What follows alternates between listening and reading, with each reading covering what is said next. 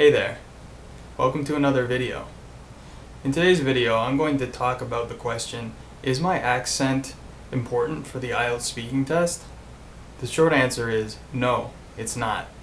But before you click off this video, let me explain to you why that is and what actually is important for your IELTS speaking test.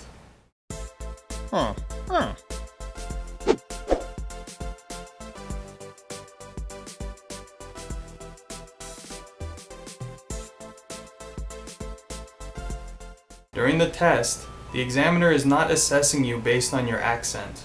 Instead, they are checking to see if you are properly pronouncing words. So you should be careful to speak in a clear voice so your words can be understood. Ultimately, it isn't your accent that matters during the test, but to what degree your accent interferes with the examiner's ability to understand what you're saying. A portion of the speaking test band score is decided by pronunciation. So you may be wondering, how is pronunciation different from accent? Three main aspects go into English pronunciation: stress, intonation, and proper word formation. When we talk about stress in a language, we aren't saying that the language is overworked and needs a vacation. We're actually talking about word emphasis. You probably noticed that English words have different emphasis on different syllables. Now, before I get ahead of myself, let's take a quick moment to talk about syllables. What are they? English words can be broken up into pieces called syllables based on the number of vowel sounds it has. When you think about English syllables, think about the number of vowel sounds each word has. Here are a few examples. Leader, responsible, pasta. When a word has multiple syllables, one of these syllables receives stress. Stress is an important part of English and can make or break your ability to be understood. If you place stress in the wrong position, your listener will find it hard to understand what you're saying. In some instances, it can even change the meaning of the word. Don't believe me? It's true. In English, there exists some word pairs where the only difference between the two words is where the stress is placed in each word. If the stress is placed first in these words, you are using a noun.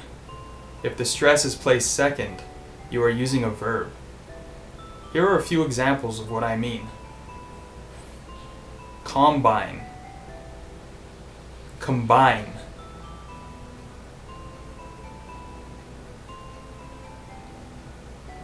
Permit, permit.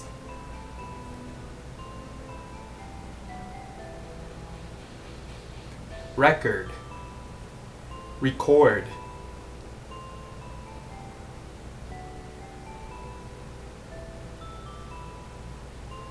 Produce, produce.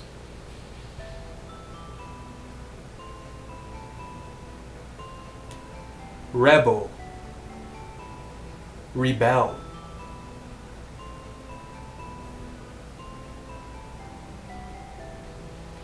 Present, present.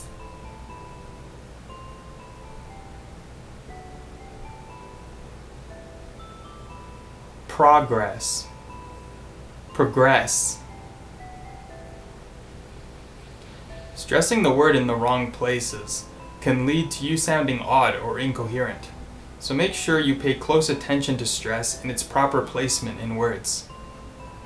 Rhythm and intonation are features of pronunciation concerned with the rising and falling of our voices as we speak. Intonation refers to how our voices sound when we ask a question or make statements.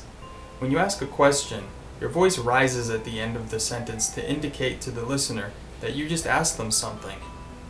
Conversely, when we make a statement, our voices fall at the end of the sentence. This indicates to the listener that you have finished speaking. You want to avoid speaking in a monotone because it makes it difficult for your listener to follow what you're saying. You aren't making the important aspects of your speech properly understood, and this leads to miscommunications and misunderstandings. Rhythm is the cadence of your speech, or how you sound while you're speaking English.